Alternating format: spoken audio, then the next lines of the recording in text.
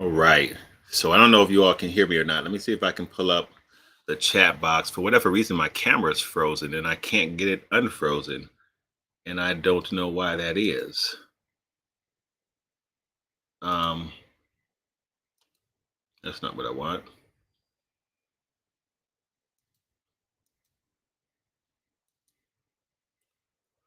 All right. Hold on. Let me see.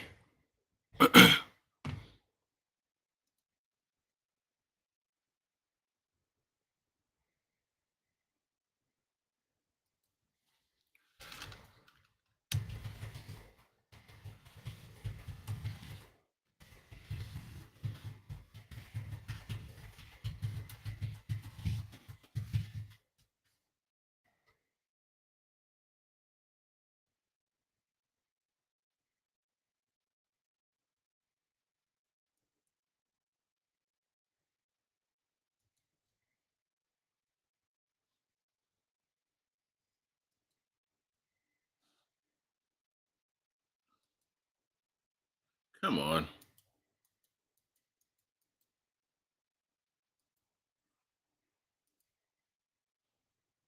That's really weird.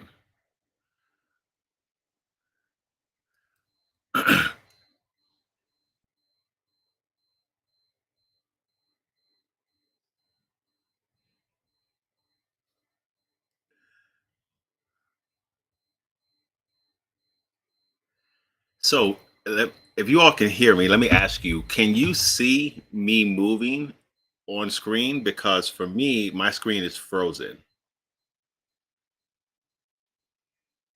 and I don't know why that is, but it's frozen.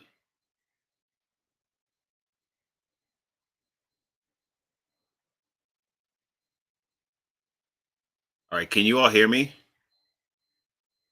Yes, no?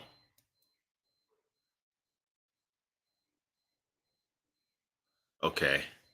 Hold on.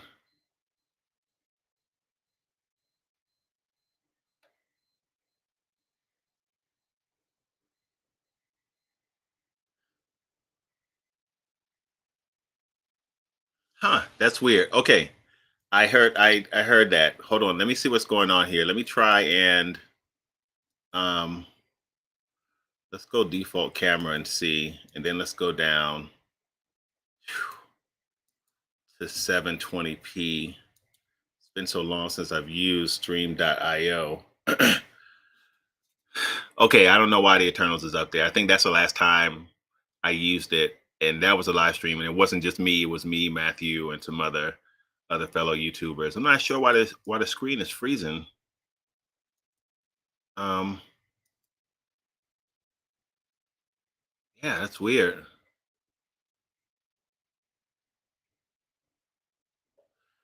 Well, at least you guys can hear me. I don't know what's happening there. Note that some platforms like LinkedIn, Facebook are downgrading. Okay, that's fine. Man, that's weird.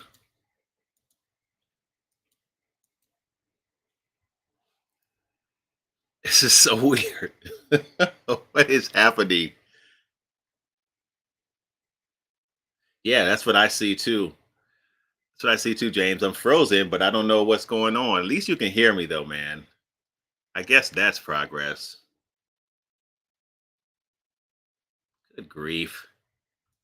I'm scared to come back out and come back in because I don't know what it'll do to the stream. I think it'll be fine, but I'm not completely sure. Um all right.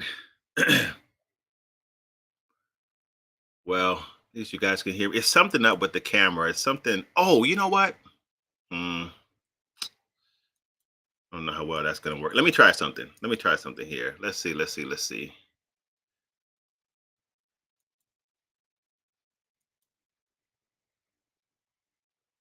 Let's try Brio again.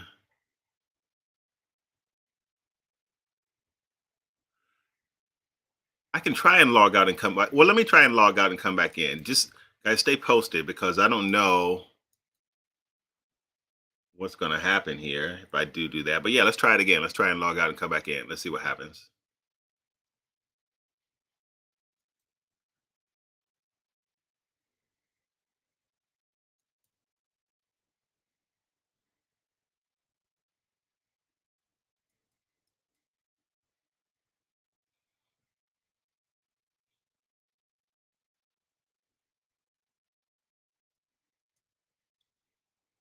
All right, all right, all right. For those of you all just joining me, technical difficulties.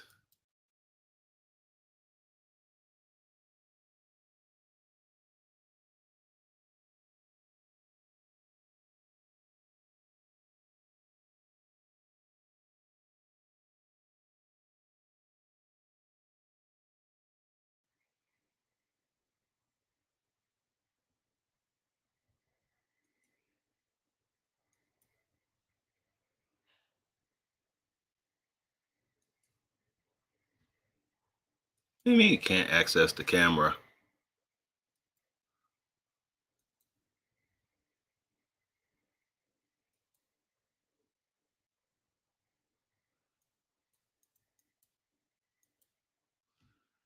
Oh,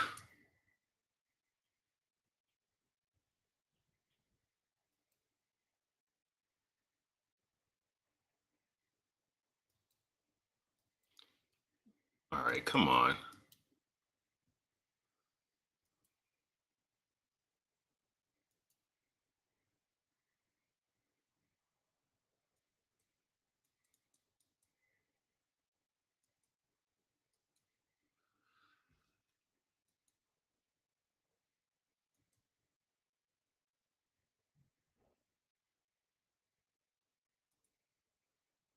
Oh, that's the overlay. And that's when you can see the old background. I don't know what's going on with this, man. I don't know what's up. Oh, that's no better.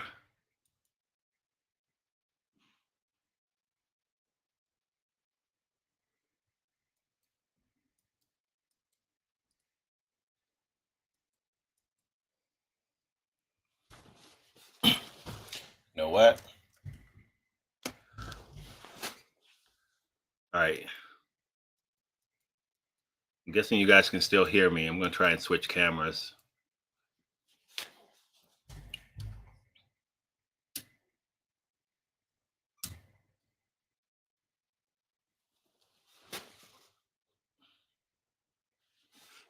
Okay, what just happened there?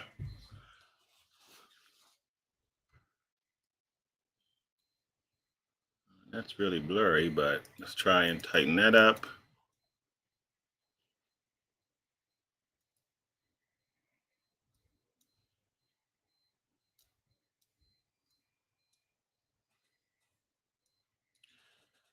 All right.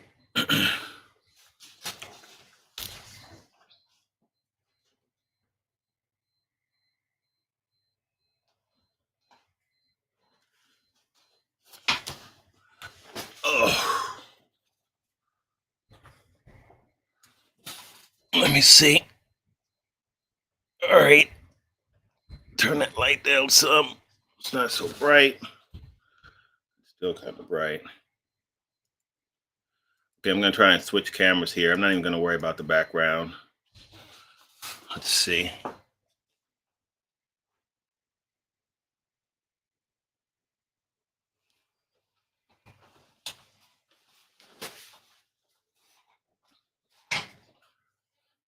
All right, let's see what happens here. See what happens when we switch cameras.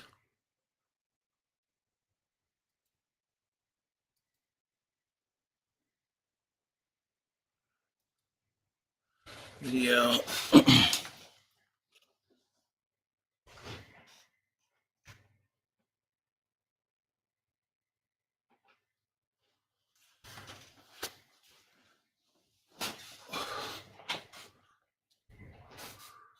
Um,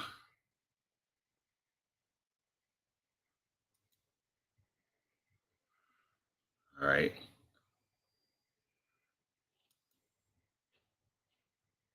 That didn't work.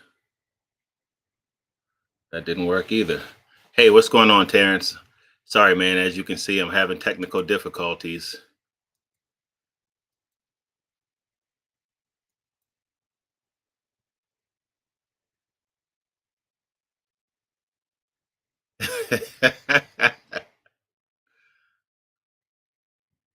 That would be funny to see Shaq in that role. That would be hilarious. Hey, what's going on, Mojo? Man, you guys, I do not know what the deal is here. This is, I don't know what's going on. All right, let me try and come out and come back in one more time because I switched cameras. I switched to my DSLR. So let me see if I can come out and come back in. Hold tight.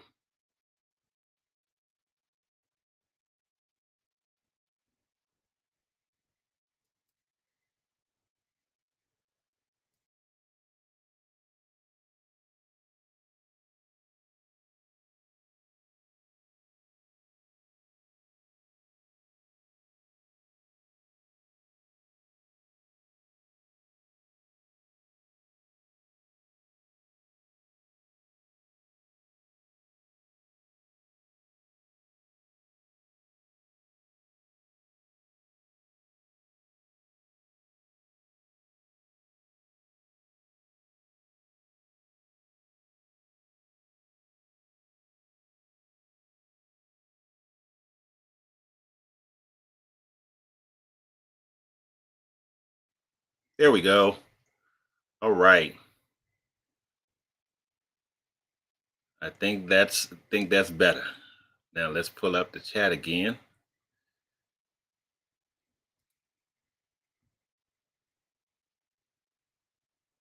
All right, cool. Why can't I what now I can't see everybody. Why can't I see both chats? Okay, there we go. All right.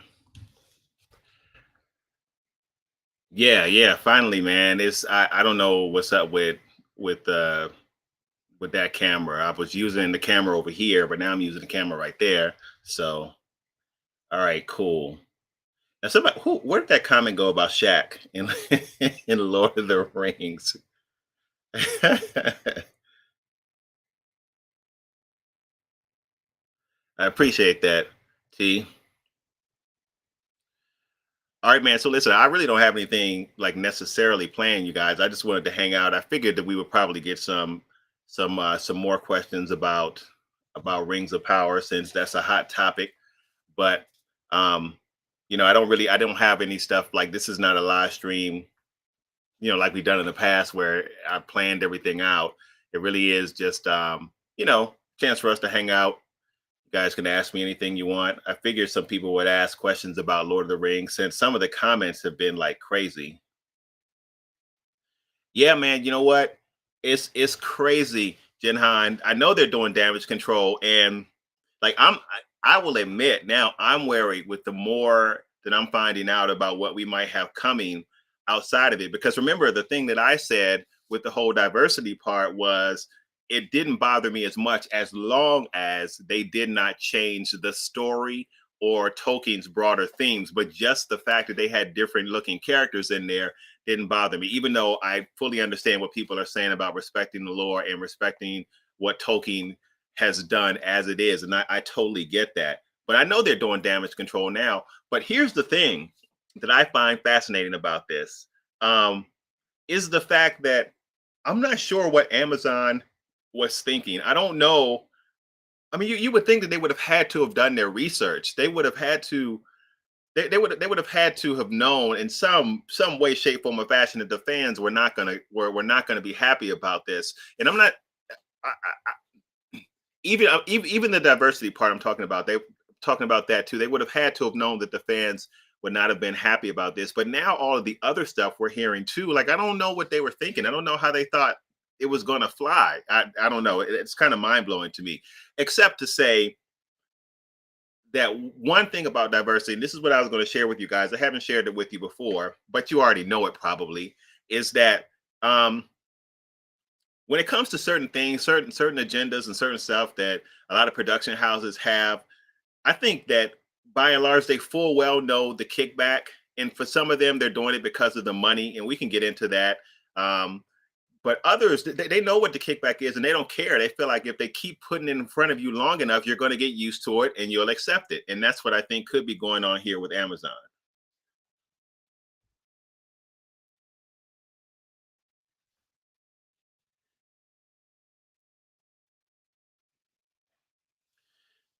Yeah, so Moon Knight was saying that he likes that they added other people and not just predominantly white folks in the series. So It's an interesting thing about that because in Tolkien's work there are POCs in there. There are people of color in there. It's just not in the primary stories that a lot of us are used to seeing. If you read the books, then you know that there are people of color in there. But yeah, I mean, I don't. I like I said, I did not have a big issue with it, and I feel like I got to make this caveat over and over and over again. As long as they did not change the story or change Tolkien's broader themes. Now, some people argue that if you make any change, then you have essentially changed what Tolkien's intent was. And I don't know, man. I just feel like if you change the color of someone or if you race swap someone, it doesn't necessarily have to affect the story. But I'm no Tolkien expert, but it seems to me to make sense. So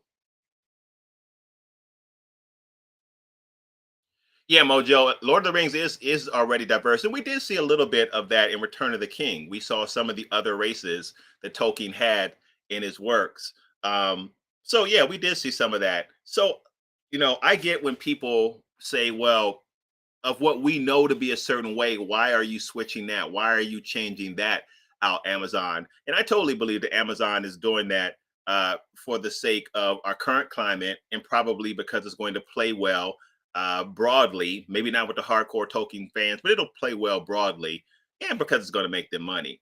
So I feel like I need to share that too because I think that some people, I've said this in other videos, but I'm not sure if people have heard it. I think people think that I'm lost on that. I think people that think that I don't realize that that's going on in a lot of production houses and that they could really care less about diversity. I absolutely think that that's going on. I think Disney is a good example of that because with the controversy that was going on with Star Wars and the diversification of some of the stuff in there, and I think I don't. It may have been someone here, it may have been someone in the dark side community that mentioned the fact that when you look at some of the newer works in Star Wars, you don't see the diversity in other countries. So they only do it where it makes sense for them to do it and where it's helpful for them. So I don't think that a lot of these production houses are doing it just because they want to show that they're down with diversity. I don't think that for a minute.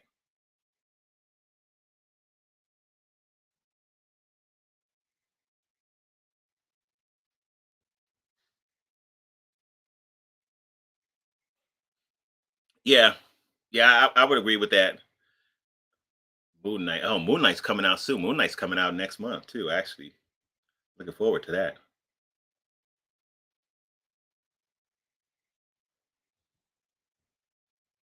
Yeah, I would agree with that too.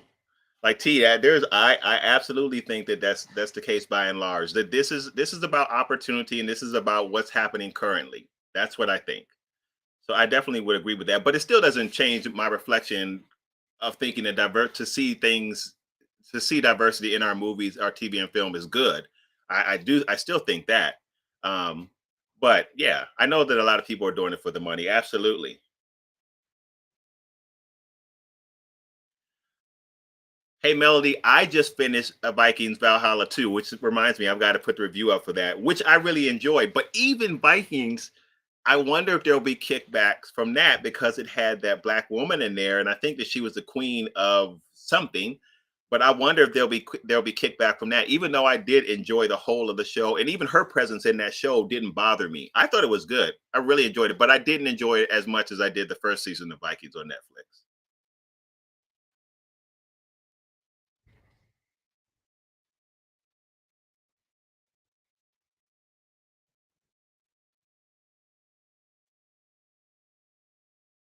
And I agree with that too. Jinhan. I agree with that too, Jinhan. So Jinhan is cool guy James, for those of you guys who don't know. So they're one and the same. Um, Absolutely, man. Like, and that's the thing. That's what I said. I don't want to see any 2022 agendas. I don't want to see any 2022 political situations, social situations, and I don't want to see that veiled in any kind of way in Lord of the Rings. I don't want to see it veiled to look like something different, but we all really know what it is, but they've done that just to see if they can tuck it into the show. That's not the tone and tenor of what's going on with Lord of the Rings. Although I will say that there are some thematic themes in Lord of the Rings that are similar. Dwarves don't like elves, so there are some things within the races that are points of contention, and I feel like they can talk about those things freely because that is in Tolkien's work. But I don't listen. I don't want to see a whole bunch of other stuff in there that's clearly reflected of what's going on in 2022 because it was a different time and a whole bunch of things that are going on now back then would not be present most likely in the lore, or it would not be present in the lore as we've seen it, or as I've seen a lot of lore that's supposed to be around that time. So that's what I don't want to see. But well, I wouldn't be surprised if we do see it. So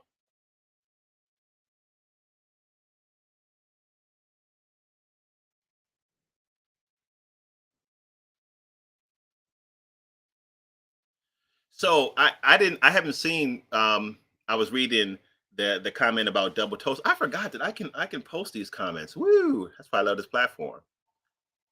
There it is. All right. So Double Toasted YouTube channel said that people don't want to see black people in fantasy, which I disagree with because there are a lot of fantasy animes with black characters, and I don't see people mad. Yeah, I don't think that it's that people don't want to see it. I think at least by and large, at least in American cinema, you just don't see it a lot. A lot of the fantasy works in high fantasy, and when I say high fantasy, I mean like dragons and all that kind of stuff. You don't typically see a lot of black folks in that. You typically see European folks in that. And I'm not saying that as a point of contention. I'm saying that as a matter of what you typically see with fantasy. So I think when it relates to American cinema and Hollywood, people are not used to seeing it because you don't see it a lot. So and especially not with a whole bunch of minority characters in it because they tend to be European in nature. And again, that's not to create a point of contention. It's just to say what we've seen. So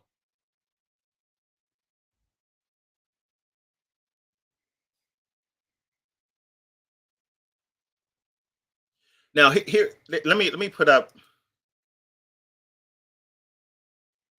So this is an interesting comment that Belfair makes here. If you're a POC and you watch fantasy, you want to see people of color in the show. Now, here's an interesting thing about that from my point of view. I will tell you honestly that when it comes to fantasy, the fact that I don't see people of color in the show does not really bother me. And here's why, because it's fantasy. Now, let me follow that up by a statement because I don't want anybody to say that I'm being inconsistent given what I said about Rings of Power and them diversifying it.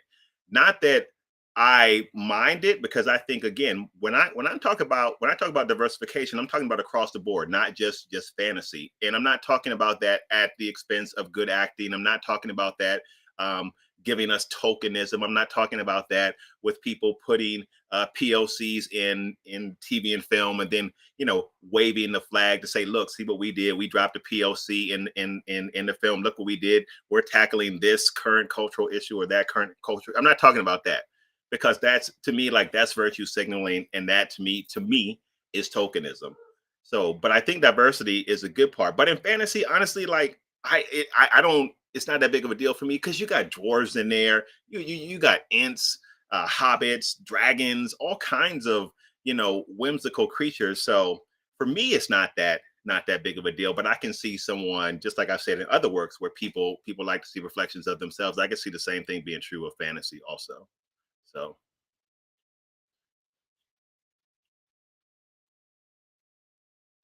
right, let's see what T said. All right, so T said, Al, when it comes to movies or shows, I don't need to see a black character. I want to see good characters and proper storytelling. It doesn't matter what the character looks like. So I'm glad T said that because I can resonate with this sentiment because I do want to see good characters. Now, for me, people of color are important depending on what I'm watching, should I say? Because some things that I've seen where you've not typically seen POCs represented in that, I like to see it. It's for me, it's good for me to see. But I'm glad you said what you said because a lot of comments that I got within the Rings of Power video, and some people were like, "Well, it's a shame if you got to see people of color to identify in a TV show to make you feel connected to it," which I never said that. I said I like to see it because it does provide a point of connection, but never said that I could not be connected to other characters. And I mentioned in one comment that my favorite superhero is Spider-Man by far. Peter Parker is my favorite superhero. Why? Because I can connect with Peter. I mean, Peter feels like he could have been me in high school. So it's not that the person has to be a POC. I'm not saying that at all. Like I feel like that's ridiculous. There's a lot of movies that I've seen that didn't have POCs with it with characters that I can connect with. Superman and Lois. Great example of that. Which, by the way, if you're not watching Superman and Lois, oh my gosh, oh my god, how good is that show? But I greatly connect with Superman slash Clark in that because of how they've humanized them and made him someone that's accessible, someone with real problems. And he's not black, but I definitely connect with that character. So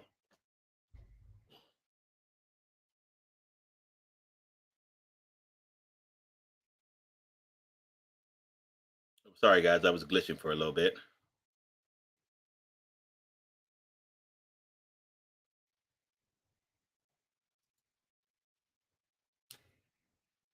Yeah. So Moon Knight says, as a black man, I love to see someone who looks like me. Now, this is an interesting comment because I feel like this goes both ways across people of color, just in general.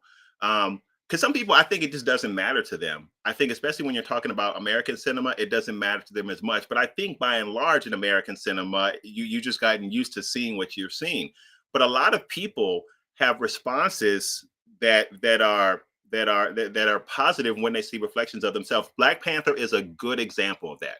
Like the African American and maybe the African community too, but certainly the African American community went nuts over Black Panther, and I mean, that's evident. You can look that up, and that was because of the representation of Black Panther on screen. Everybody walking around Wakanda forever, and I know it wasn't just Black folks doing that, but the connection with the Black community was big. I don't know if the same thing. It may have been the case that it was the same for Shang Chi. I don't know, but I know that was the case for Black Panther. But the funny part about that, the interesting part about that, is people think if you hold that position, then that must mean by default that that you can't connect with other characters. You can't connect with white characters or Asian or Latino or whatever you are, connecting with someone outside of who you are, and that's ridiculous. That when people apply notions like that to certain statements made, I got to get myself together because I feel like I'm not going to explain this well. People kind of put you in. It's a tribal thought, right?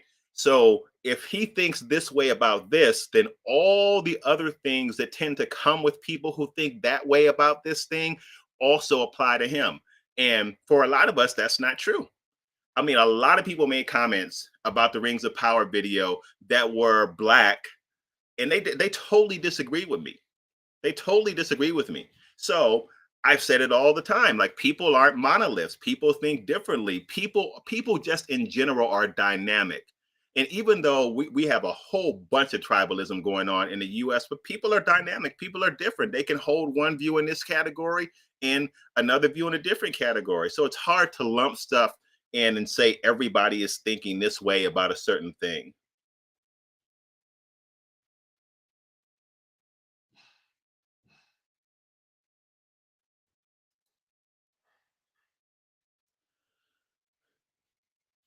All right, so Terrence's comment is interesting because it piggybacks off of what I said. So here's what Terrence said.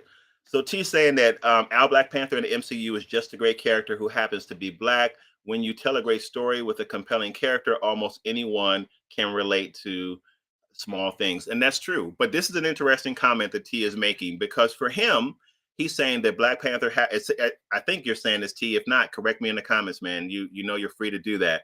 But it sounds like he's saying he resonates with Black Panther because Black Panther is a great character, not necessarily because he's black, which a lot of people of color think that.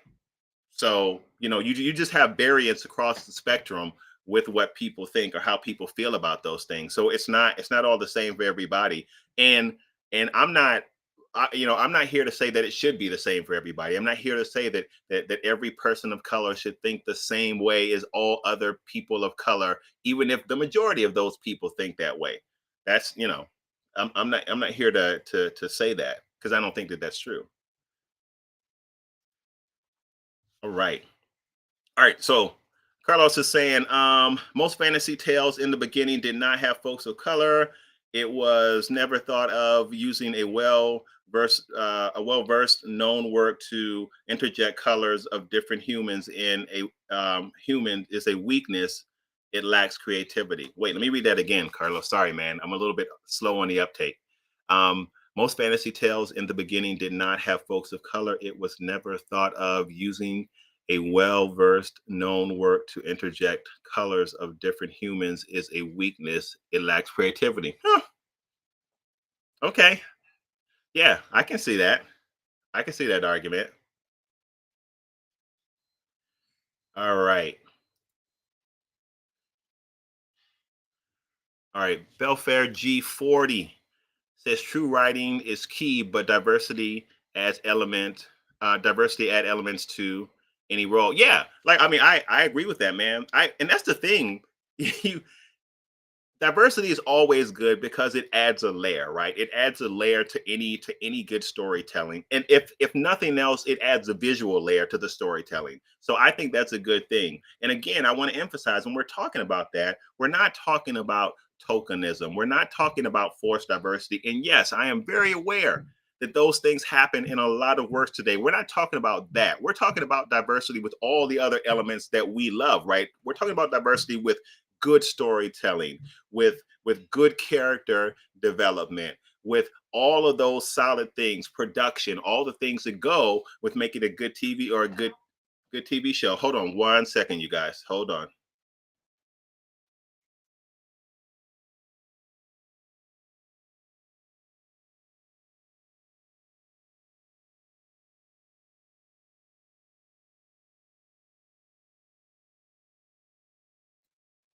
Hey everybody. Sorry, I had to turn my mic off because my mom was calling me. I'm not sure how many of you all know. Some of the Darksiders know who's been around for a bit that we're with my parents right now. And we are in the middle of selling our condo. So they have been gracious enough to give us the basement. And my mother was just calling me. That's why I had to put my mic down. She was inviting my wife and I to dinner.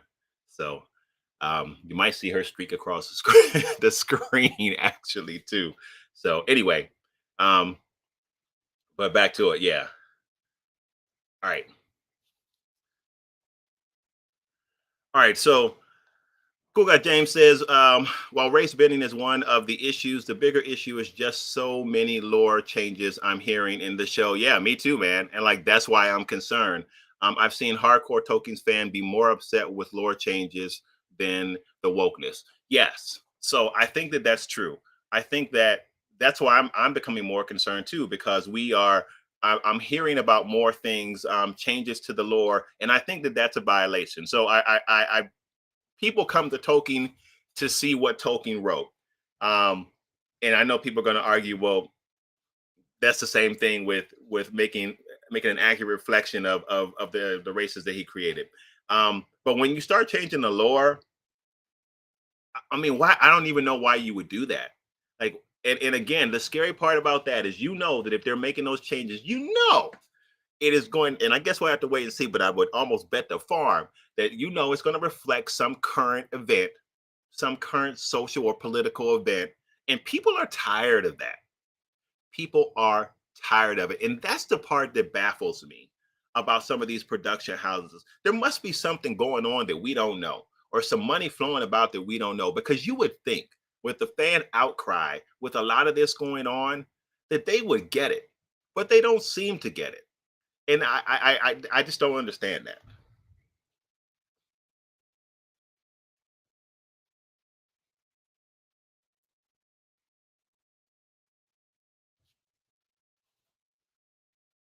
All right, so Swills 141 says, I'm from the Caribbean. I saw a lot of black characters on TV and comics and never fell in love with a character because they look like me. I still loved um, Rock Lee from Naruto, even with the black characters. Yeah, man. So look, I mean, it just that's what I mean by people are different. And for some people, it's not an issue. For some people, it is an issue. And it just depends on, I think, a lot of different things. I think it depends on the dynamics of just your life, right? Your life, my life, everybody's life who's listening to this, how those things impact people. So I can totally see that people of color not having these issues or not having some of the things that they want to see, and it could be for a number of different reasons that it is the way that it is. So and of course I wouldn't know what all those reasons are, but yeah.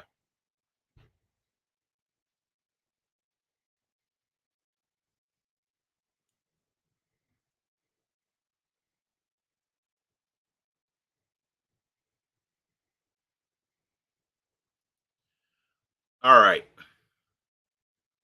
All right, A6M3, Ryzen, I think I pronounced that right. People like you gatekeep as well.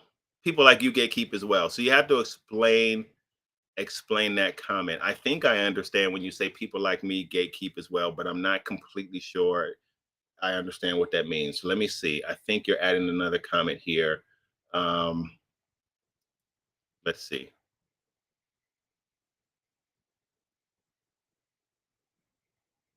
Okay, so I got this comment a lot in comments as well, and this is what he's saying: if you want black people or other races, then make fantasy intellectual properties yourself.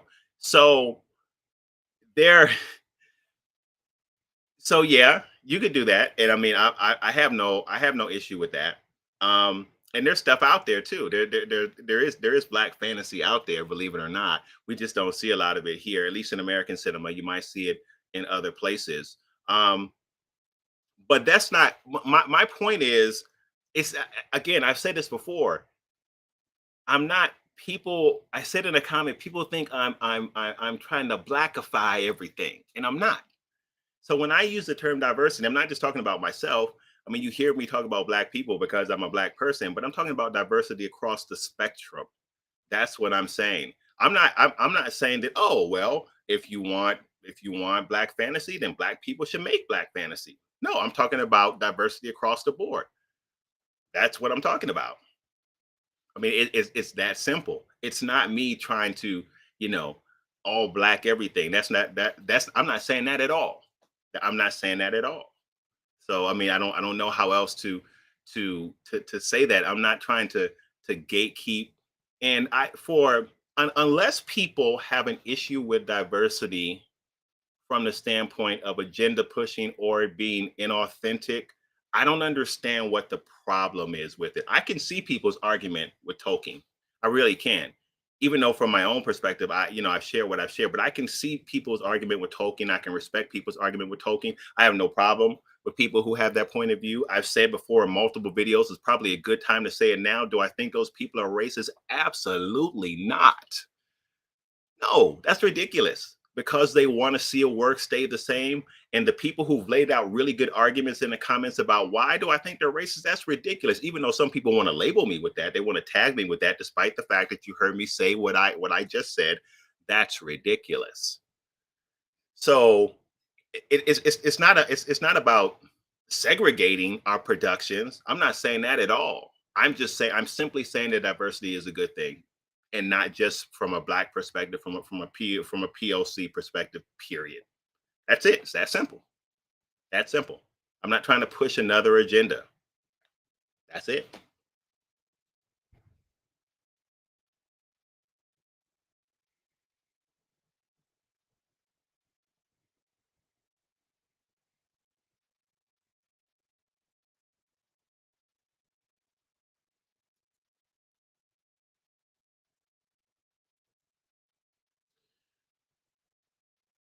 All right. So before I get into Jinhan's comment, yeah. So Raisin said that Tolkien created that for to be European inspired, and yeah, and that's fine. So if people have that point of view and from that perspective, they think that it should stay the same, that it should stay the same. But even Tolkien's work, like I said, it wasn't like Tolkien. If Tolkien's work was created to be European inspired, that's fine. But even Tolkien's work, because Europe was diverse at the time. Now, not necessarily the time that Tolkien's work is written in, but even Tolkien's work has people of color in it. It has POCs in there. So, am I trying to say that he was not writing it to a primarily European audience? I'm not necessarily saying that, but it has people of color in there. And from what I know, I've said before, Tolkien didn't he didn't write in letters that this is for white Europeans only. Now maybe who he wrote it for may have been primarily the case, but he did not necessarily say that. But I mean, for people who think, oh, that's what it's for, then and you want to keep it the same for that reasons, I'm okay with that. But I won't let people rope me into being something that I'm not by thinking that I have some kind of racial animus because I've said something about diversity because they're saying that Tolkien's work was written for Europeans. If people do that, that's you're saying that about me. I'm accurately reflecting what I mean right now. And outside of that, I cannot help what people say about me. All I can do is put out there what I've said for people to do with what they will. So, all right, sorry. Jinhan's comments. Other concerns regarding the show is that the showrunners have absolutely no prior experience regarding anything. Rings of Power is their very first production, and that's a little scary, Jinhan. See, man. I mean, the more I hear again, the more worried I get. Yeah, that's scary, especially when you're talking about a work as iconic as Tolkien's and something as big as what Tolkien has done. To have no experience is very scary. Do you know if they're what their consultation is like from Tolkien's estate? From what I understand, they've run a lot of this by Tolkien's estate, but then I'm hearing conflicted things about that too. Because I would think that a lot of what's going on, Tolkien, they had to run by Tolkien's estate for them to at least give it their blessing, if not sanctioned, at least give it their blessing. So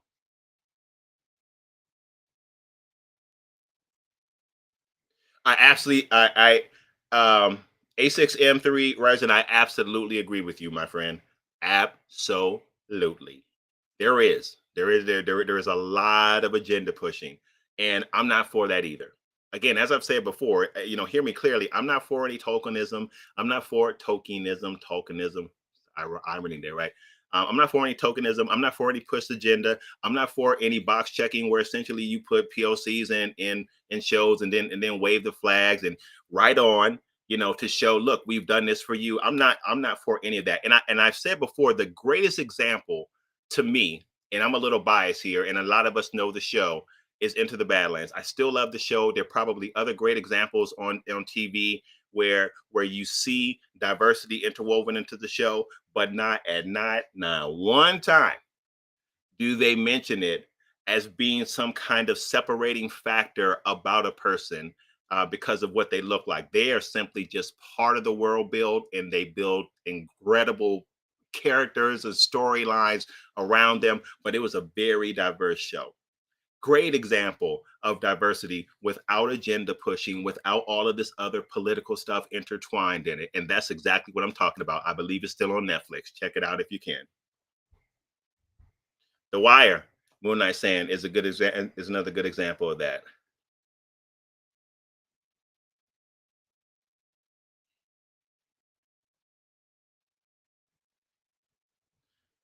Man, D Train is it into the Badlands is woo, it's good. It's good. All right. I think I'm almost a Nan. Am I pronouncing that right? I want to say N, but I feel like it's a Nan. I feel a little bit like a moron because I feel like I'm not pronouncing your name right. So apologies to you for that. Um, According to the leaks, what changes might Amazon be making to Tolkien's Second Age written history? I'm not sure of all of the changes, but from what I've just kind of heard from here and there, and some YouTube videos and some of the stuff I've read, they are they're a lot of stuff they're making up. Like a lot of stuff is kind of original story drafting, and I'm not sure how much it follows the Silmarillion. I don't know. I think now, from what I'm hearing, when they say adaptation, they do mean adaptation. So that worries me a great deal. But I'm not really sure exactly what the details are about that. Maybe somebody in the comments can shed some light on that. But I'm not sure completely. So sorry about that.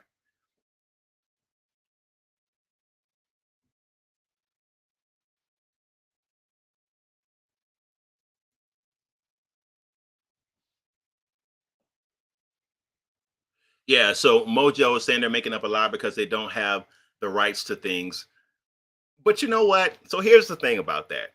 Um, and somebody correct me if I'm wrong, because maybe I don't understand what's going on here, because I'm not sure what did they buy then. If they didn't buy the right, I know they don't have the rights to the second age, but what exactly did they buy? And to what degree can you make an adaptation even if you don't have the rights to a story and still pull elements from that story to make a creative work, if that makes any sense? Like, if I don't have the rights to your story, Mojo, does that mean I can't create an adaptation from your story that's closely reflective of what you wrote? Or is that a violation? Is that a copywriting violation? And I don't mean to sound ignorant, I really don't know the answer to that. So if someone could put that in the comments, I would appreciate it.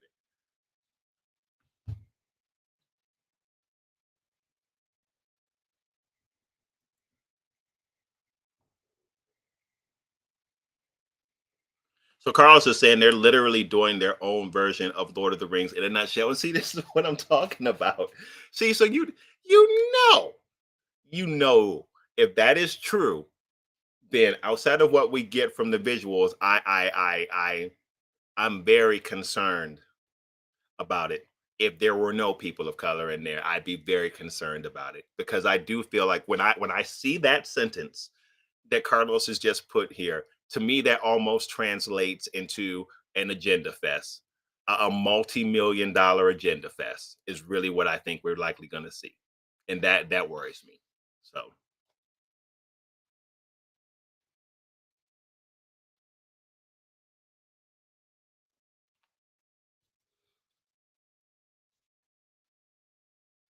right, so Melody is saying they would have had to do that no matter what. Oh, no matter if they had all the rights. Not enough material is either in either case for multi-seasonal TV show. Really though, when you think, I mean, because the Cimmerillion has a lot of stuff in it, but you don't. It seems to me that they would have enough material. That's interesting.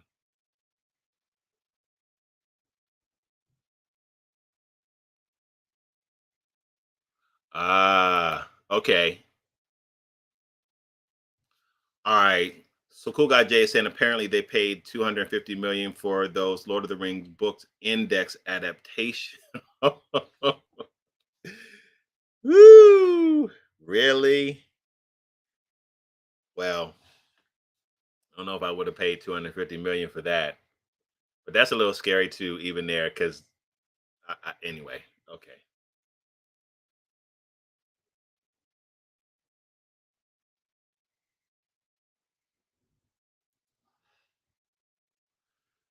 Yes, I have seen Artemis Fowl, um, which was okay. It has oh man, what's his name in there that plays Artemis is the big guy, the big black guy. The I just say that so you guys know what I'm talking about, not trying to start anything. He was also in what's the movie that came on Netflix that Robert Downey Jr. directed? Which is actually really good. What is the name of that show with the little deer boy? Um, I can't remember his name, but I do remember him being in Artemis Fowl, and I like him as an actor. So I did see Artemis Fowl, which I didn't really love. So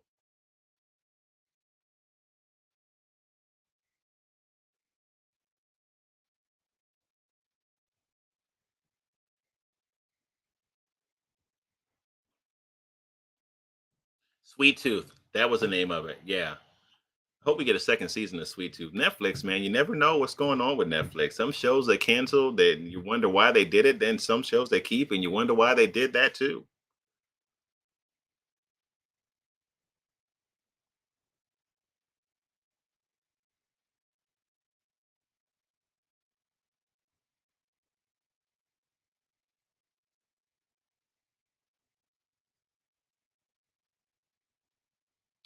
Yeah. So I'm not sure. Like, I don't really know the backstory much about Artemis Fowl. I saw the movie because it seemed interesting, but I haven't read the books or anything like that. So I really can't comment too much about the origins and what they did and what they didn't get right, because I have no frame of reference outside of the movie. I haven't read any of the books. So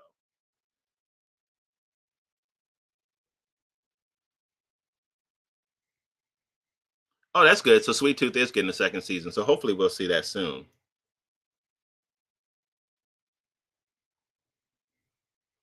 All right. I saw another kid. Somebody was asking me, General. Okay. So I'm almost ashamed to say it, man, because I know that you've been telling me I need to watch it. You've asked me this so many times about Snowpiercer. I'm sorry, dude. I have not.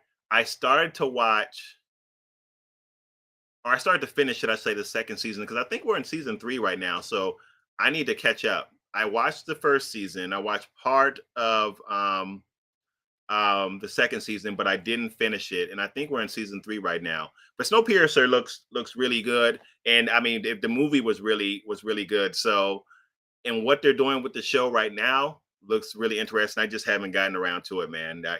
As I always say, so much stuff to watch. So, yeah, that's on me, my friend.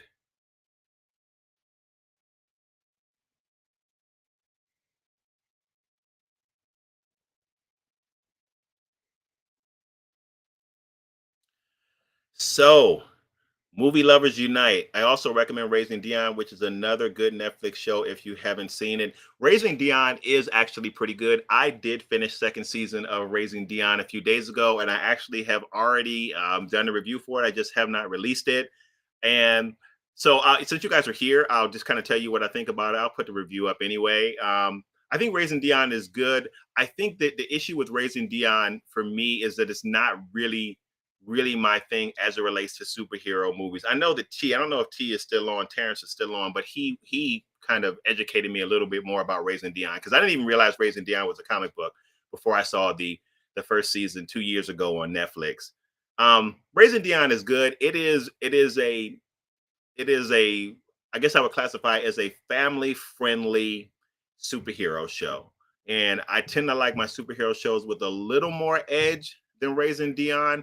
But that said, when you're talking about just a good superhero show, when you're talking about the structure of a show, I think it's pretty good. I think the writing in some places is a little bit hokey for me, but I think that is primarily because it's also geared towards um, a kid's audience. But one thing that is good about Raising Dion that I like is how they've balanced who Dion is as a superhero. Because apparently this kid has powers that are just like really sick. He can essentially almost make up a power that he needs to suit him at the time. But I do like how they balance how powerful he is, and we're kind of seeing him grow into his power. But they've also kept him balanced as a kid. So he seems very much like a young kid that just has superpowers, but he also is ready to pick up that superhero mantle. But they don't progress him too much in the show to where he's doing things that don't seem appropriate with his age and given the powers that he has. So I think that they balance that out really well. I think season two has better performances and better writing. Um, but I don't know. We'll see how it picks up. I just Raising Dion is a good show, but for me, in terms of superhero shows and what I like, it's just kind of not my thing. If that makes any sense.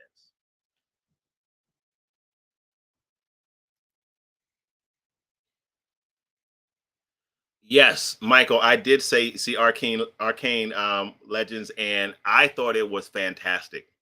I thought it was really good. I thought the show was really entertaining for folks, especially who don't play the game, because I know a lot of people said that you don't have to see the game to enjoy the show. I thought it was fantastic, and I love the animation in it. I love the animation in it. It's man, it was Arcane Legends was crazy good. I agree, man. It was really good.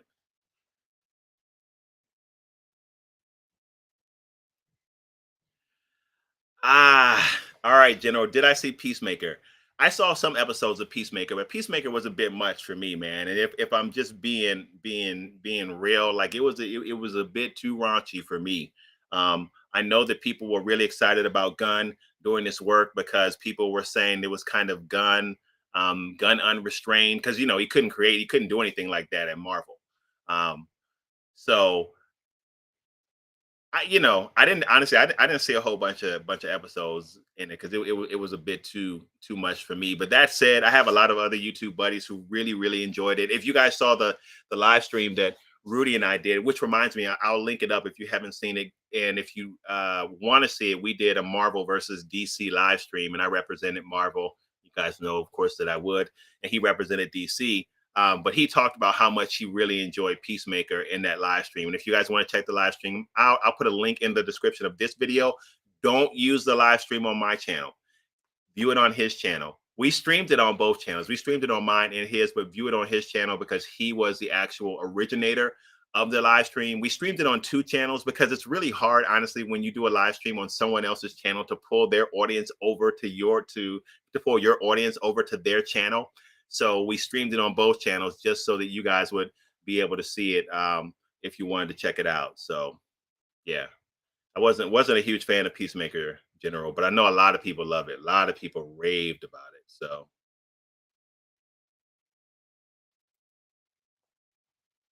yeah, and movie lovers unite says Peacemaker isn't for everyone. It's over the top and for some people.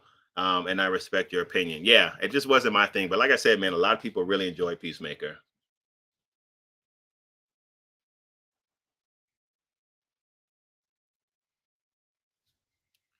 All right.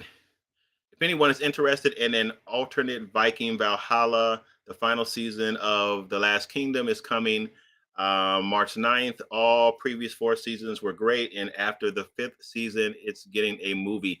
I think, Jinhan, that you told me about this, and you're just like General, man. You guys always tell me these great things to watch, and I'm just so slow on the draw. That's what happened with Lois and Clark. You guys were like, man, you're watching it out. And I was like, man, I'm going to get to it. And I slept on it for a whole season. And then when I saw it, I was like, oh my God, this is amazing. So I know that you've been telling me about The Last Kingdom, and I actually thought about starting to watch it yesterday when I finished Valhalla. So now I gotta put that on my list too. So, but I've heard actually really good things about it.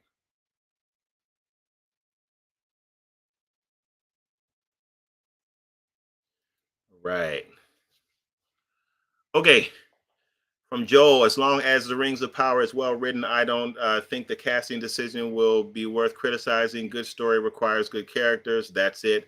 I hear you, Joel. Even though, man, I'm a little nervous about the well written part. We'll see what we get, but oh man, I'm nervous now, and I'm not even talking about the whole diversity thing. I'm talking about the whole thing. Even though I think the visuals did look great in the trailer, personally, some people thought that they looked they looked cheap. I don't know. I just want let me mention this too because people were like cheap. I feel like some people that are just dead set against it are going to complain about everything because those visuals did not look cheap to me. That's my opinion. I don't know. You guys let me know in the comments. I thought they were pretty strong.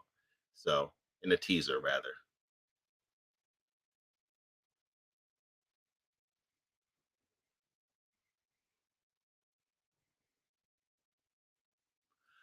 Ah, okay. So this is a good question. So Joe asked me, did Chris Durbin finally convince you to watch The Chosen? If so, are you looking forward to season three? So Durbin, I just spoke to Durbin last week too. We spoke for a good while. Um, no, I have not started to watch The Chosen yet because I've just been busy with other stuff on the channel. And as you guys know, like it's always hard for us to know what to watch on the channel, even though I've been trying to kind of lean into more superhero stuff here as of late. But no, I haven't seen it. And if I'm not going to give Durbin's amazing story away, but ask him what happened with himself in The Chosen. That's all I'll say. I won't say any more. But you make sure, Joel, when you see Durbin, ask him what happened with him in The Chosen. And all I can tell you, man, is that it's an amazing story. Amazing. And Durbin and I talked about that very thing last week. I called him up and we were talking about it. Amazing story. So make sure you ask him what happened with him in The Chosen if he has not already shared it with you. It's an amazing story. Absolutely amazing. So,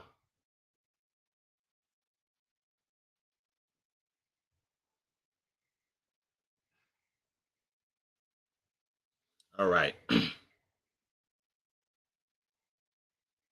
So General was saying that if you like Vikings, there's an animation called Vinland Saga. I never heard of it, General.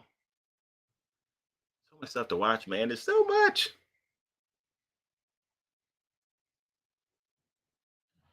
And Tyler is saying the effects in the last Kingdom are clean. I gotta check that out, man. A lot of people are saying that's really good.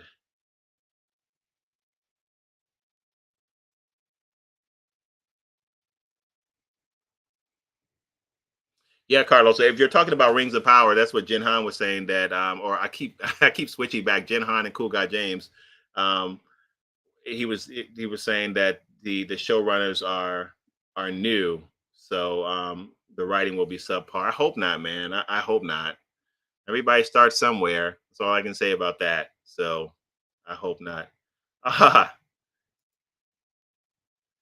so this guy right here is my twin. You guys may have seen that in the last video I did of Lois and Superman and Lois. We actually like he might go to see the Batman with me on Thursday, and I'm gonna actually try and do a right out of theater reaction with the two of us there. He doesn't know that yet, but he knows now.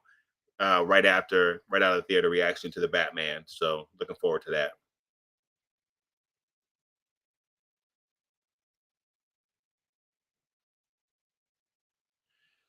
Yeah, I mean, I've heard that that it's really good. I know that Daryl Eves is one of the executive producers on it. And you may or may not, if you have a YouTube channel, you probably know who Daryl Eves is. If you don't have a YouTube channel, then you might not know who he is. But in short, he's one of the executive producers on the show.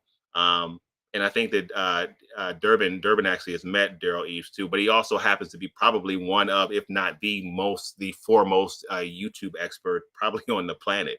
So I've heard that The Chosen is really good. I've not gotten a chance to get into it, but I heard it's legit. Resin. I really heard it's really good. So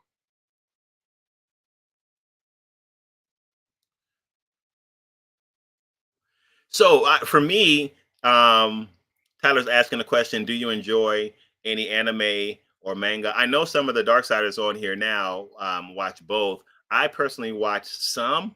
I haven't watched a lot of it, even though some people, man, they are diehard fans. Like so I'm gonna, I mean, you know how out of touch I am because I think the most memorable movie I saw, which I believe is anime, was Fist of the North Star. I do love One Punch Man. I love One Punch Man, but I haven't seen a whole bunch of anime. So some of it is kind of confusing to me. Some of it is hard for me to follow. I also saw is it Baki? I think it was Baki, which I really enjoyed on Netflix also. So all right. Man, I love this feature being able to like to show your comments. This is super cool.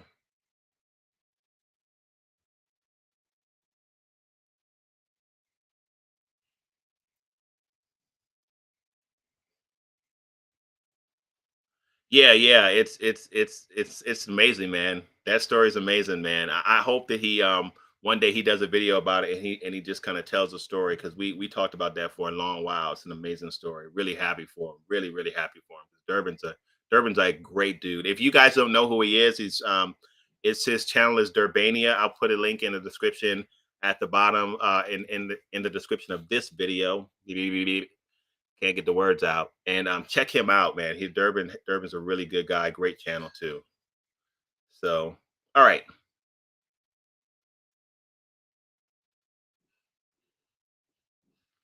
all right, Curtis. Um, yeah, I agree with you with both of those women as female leads. I miss something here, Curtis? I wonder if you put another comment that ties to this as well.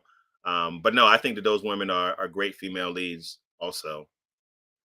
Both of those movies, even though people are going to kill me for this because of the series for Aliens and Terminator. I'm not a big fan of either one of those series, believe it or not. And I know that's like sacrilege for all of us movie lovers, but I'm not a big fan of either one of those series, even though the performances I think from both of these folks were really good in it. So I definitely agree with that. Raisin, I started to watch Goblin Slayer, but I didn't finish it. Actually, but what I did see was really good. So I got to. You reminded me of that. I got to get back to that. That was really good, but I didn't finish it.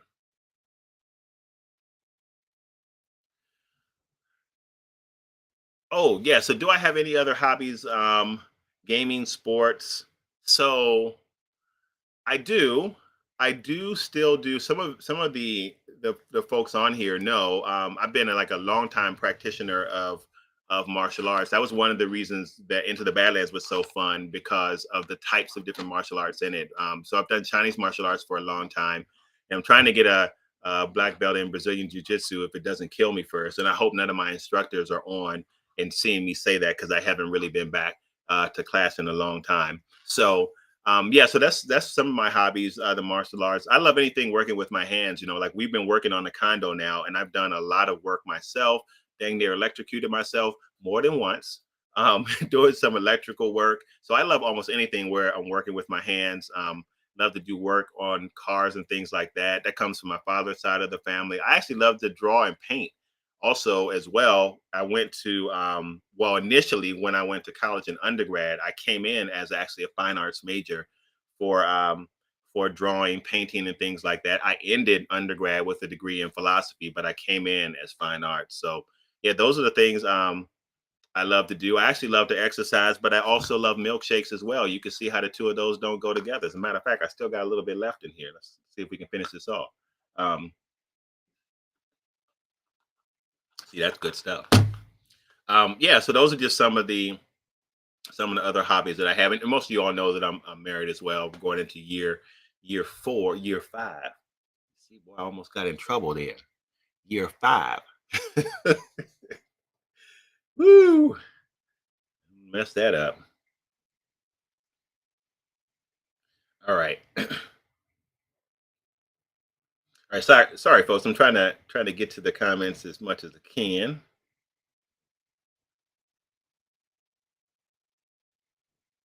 Yeah, yeah. So let me put this comment up for those of you all who might want to check out the Chosen because it is on an app. You can type the app Chosen, but I think Raisin, I think it's on YouTube as well, though. I think you can get like the earlier seasons on YouTube as well. So, and it's, I think it's a really well produced show. If I remember correctly, I remember Daryl saying something to the effect of, I think they spend about $1 million an episode, so it's really produced well.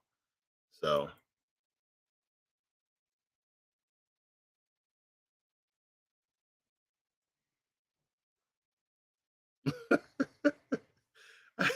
I don't even know if I should put this comment up from A6M3. Let me do it anyway. If you like working with your hands, have you ever done wood chopping? It's actually supposed to boost testosterone levels. That's good. Raisin, I'll let my wife know that as well, and I'll go buy an axe. Thank you, sir. So that's hilarious. Hey, so I'm curious. Let me ask you: Are you anybody looking forward to the Batman? Anybody have their tickets already for the Batman? I'm so upset that I didn't get like I've got to get some screening, some press passes or something like that. A lot of my YouTube buddies have press passes, so they were able to see the Batman almost a week and a half to 2 weeks ago, but they just couldn't say anything because of the review embargo. But man, I need to really work on that because the problem with reviewing movies like the Batman and things like that, if you don't have a press pass, is if you go see it when everybody else sees it and then you're scrambling to try and get that review out, it's really hard to get views on the review because you're in competition with everybody else. So I'm trying to get some press passes. I'm trying to get some press passes for Warner Brothers, for Netflix, for Disney Plus, Amazon Prime, and there was another one as well. Oh, what was it? And HBO. So I'm trying to get press passes for all of those guys. So hopefully that will come soon.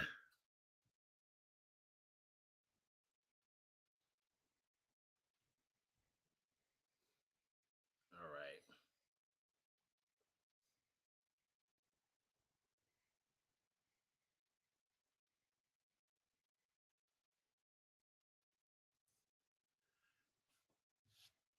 All right. So must be tripping says I'm not sure I like Zoe Kravitz as the Catwoman, but I'll still watch the movie.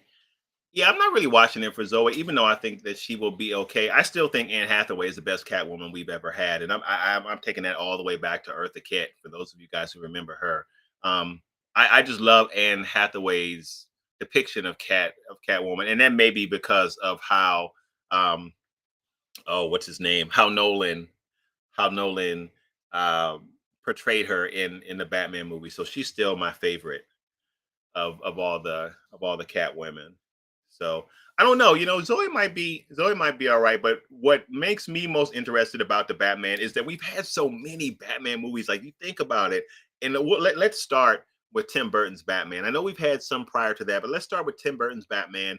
All the way up to where we are today with Matt Reeves, the Batman coming out. We've had all these different types of Batman, right? You know, Tim Burton's Batman was a very different Batman than Christopher Nolan's Batman, when really Christopher Nolan's Batman was a reflection of Frank Miller's writing of Batman. So we've had all these different types, but now by and large, I mean, everybody, at least from what I know, most people are saying that Christopher Nolan's Batman is their favorite Batman. So now I want to see what Matt Reeves can do.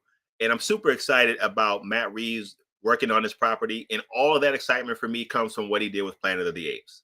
All that excitement for me comes from that. So I really want to see what he does. I've heard it's really gritty. I've heard it's really it's really dark. So I want to see what he does, and I'm interested to see how all of it plays out. I'm actually not worried about Robert Pattinson. I don't. Are people still even worried about Robert Pattinson? I think he's actually going to be great in this. I know that there was some worry about him before, but so I'm looking forward to it to see what they do. And I'm especially looking forward to it because of also what we got with uh with Todd Phillips and Joker. So I want to see now as they're starting to craft these other DC hero and villain movies, what those look like and how different they look than the DC EU movies. So I'm interested to see all kinds of stuff with this. So we'll see what happens with it.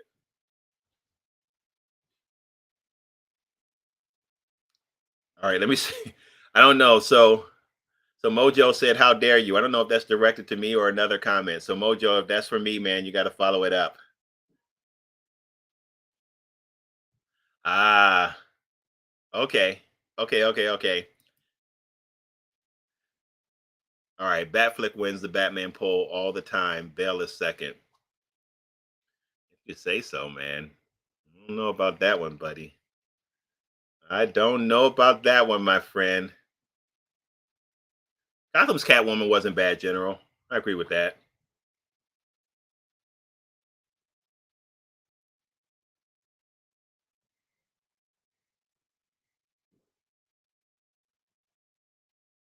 Yeah, man. So Jen Han just put in the comments. Cool guy James just put in the comments that he's heard it that it's better than Nola's Batman. We'll see. We're gonna see what's happening. I can't wait.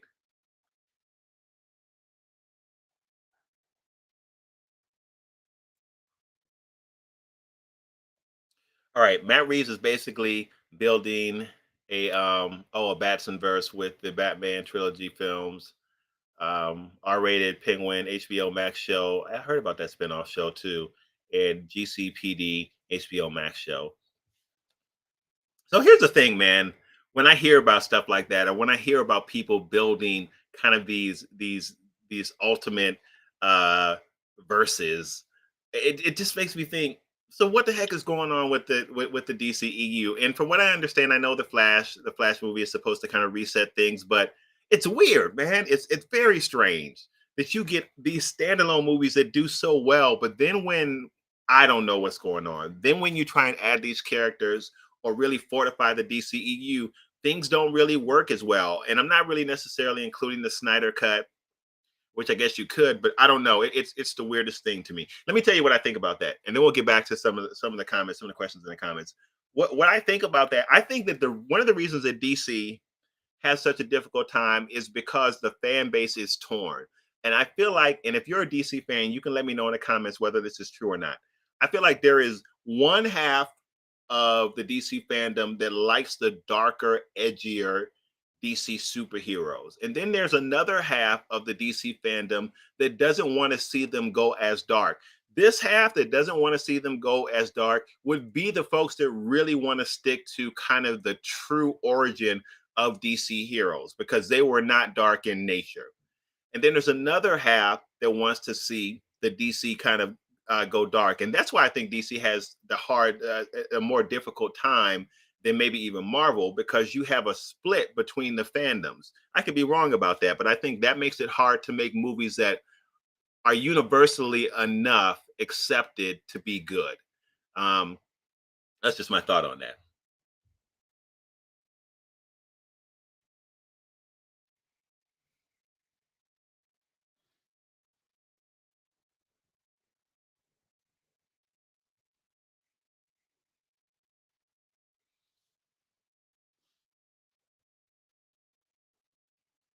It could be. It could be.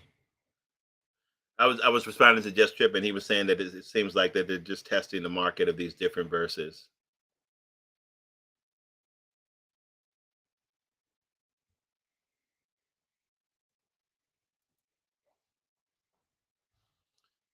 So Mojo is saying the lighter tone people are not half, are not half, not even close, or not half even close. I think is what's meant there.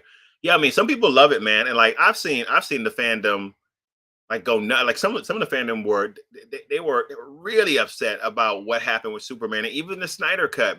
Superman doing some of the stuff um, that he's done over these last couple of movies. They're like, Superman's not that dark. There's no way Superman's not that dark. Incidentally, I think going back to Lois and Superman again, that's another thing that show gets right. They have to me the perfect balance of who Superman was in his origin and kind of who he is today. He still seems um man, I had lost words. I was gonna say he certainly doesn't seem like a dark Superman, but he does seem to have a presence about him, and we know in that show he's always kind of um, holding back, I guess, his darker nature, for the lack of a better word. I'm not talking about Bizarro. So I think that show does a really good job of giving us a Superman of both, with the best of both worlds. Sorry, I just had to throw that in there. We were talking about soups.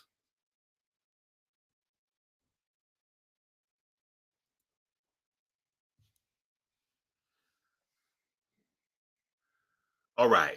It says, I like the fact that DC isn't worried about trying to catch up with Marvel anymore. And now they're trying to make the best movies possible for their films. Yeah. And I hope that that's true, movie lovers unite. Um, that is what they're doing, and that they're not trying to catch up to Marvel. The whole thing is ironic, right? Because I'm sure you guys know the history of the two of these companies going back and forth almost in every way. And for a long time, the DC was kicking Marvel's butt. I mean, nobody could touch what was going on with Superman and Batman, just nobody. Marvel did almost everything they could to try and catch up. They just couldn't. And now the script is flipped. But it's always been like this huge competition between those two about them trying to one up the other, people ripping off characters. And of course, you guys know that they've always shared the same writers and artists across the two companies. You might have Ditko might write for DC, and then he's writing for Marvel, or creating, or you know what I mean, vice versa. So they they have crossed um they've cross used the talent between the two companies for a long, long time, and that's why certain characters are, if not blatant ripoffs, certain reflections of other characters between DC and Marvel. I've said this before. Moon Knight fans are going to be mad at me, but absolutely, Moon Knight is a derivation of Batman. He absolutely is. Now, they might be different characters when we see them on the page and when we watch their story unfurl, but in terms of a reflection, they're different characters. And Batman came along way before Moon Knight. And Moon Knight was Marvel's answer to Batman. And it's been back and forth for a long, long time. Yeah, Jack Kirby's the man. I agree.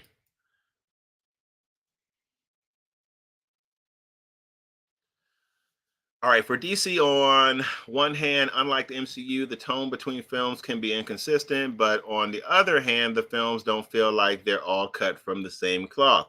Issues MCU has of being more of the same. Yeah, so I've heard that before too. People, that's like the big complaint about the MCU, right? Is that they're formulaic. You know what's going to happen in every film, and every MCU is essentially the same movie, with maybe a little bit of a variance in the storytelling and just different characters, but it's almost the same movie in terms of just like the film elements, the beats are all the same. So that's what I've heard about DC film. I mean, um, about MCU films. Even though it's funny, right? Because some MCU films do have things that are offbeat. Well, they're not MCU films, but some Marvel films do have things that are offbeat. When you think about films like Logan, um, and you think about some of the other, kind of a few of the other films that are Marvel films, but they're offbeat. But no, I agree with you. Um, and you're right. DC films can be inconsistent as well. So yeah.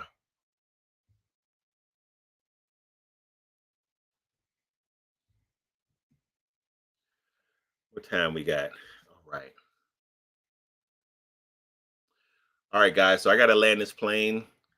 Um, so it was fun, man. Thank you all for hanging out with me. Thank you everybody for jumping in the comments. Thank you for everybody who commented. Oh, let me say this too before I go.